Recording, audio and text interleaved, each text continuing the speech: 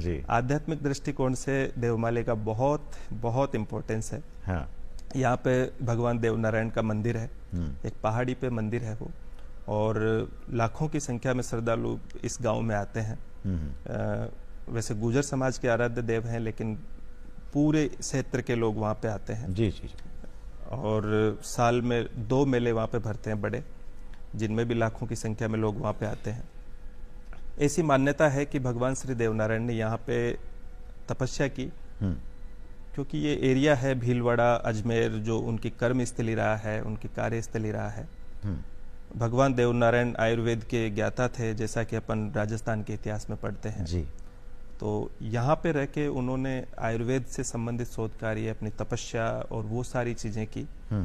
और जिस जगह वो रहे उसी जगह उनका मंदिर है, और आज भी लाखों की संख्या में लोग वहाँ पे आते हैं, और एक बहुत ही सकारात्मक वातावरण, बहुत ही पॉजिटिव वाइब्स इस गांव में है, बहुत ही अच्छा सुकून मिलता है वहाँ जाते हैं।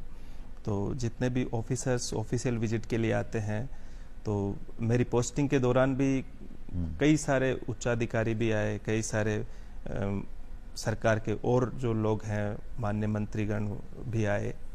तो जिनको भी वहाँ पे विजिट करवाते हैं, तो वो वहाँ पे विजिट के बाद में सबको ये लगता है कि यार वाकई यहाँ पे बहुत अच्छा वातावरण है, बहुत पॉजिटिव वाइब्स हैं, बहुत सुकून है। जी जी। तो इस गांव का आध्यात्मिक महत्व भी है।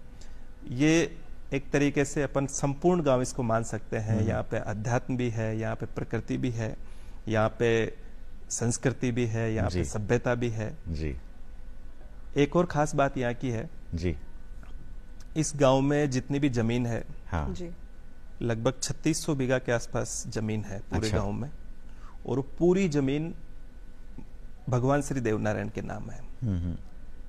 किसी भी आदमी के नाम यहाँ पे जमीन नहीं है, मतलब काश्तकार कोई भी नहीं है, उसका अच्छा। जमाबंदी में नाम नहीं है। अच्छा अच्छा अच्छा। अब इसका फायदा ये हुआ कि क्योंकि खातेदार कोई है नहीं जी, सिवाय चक जमीन भी नहीं है, जी। तो वहाँ पे माइनिंग नहीं हो सकती, वहाँ पे पेड़ नहीं कट सकते।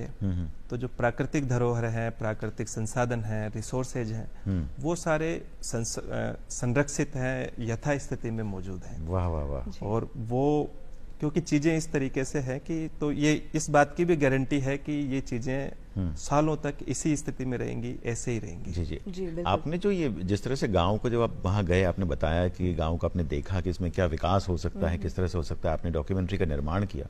तो डॉक्यूमेंट्री के निर्माण के दौरान कोई चुनौती आई या बहुत आसानी से सब कुछ हो गया? चुनौती तो नहीं आई, बहुत आसानी से हो गया, लेकिन शुरू में लग रहा था कि बहुत चैलेंजिंग रहेगा, क्योंकि शुरू में ये था कि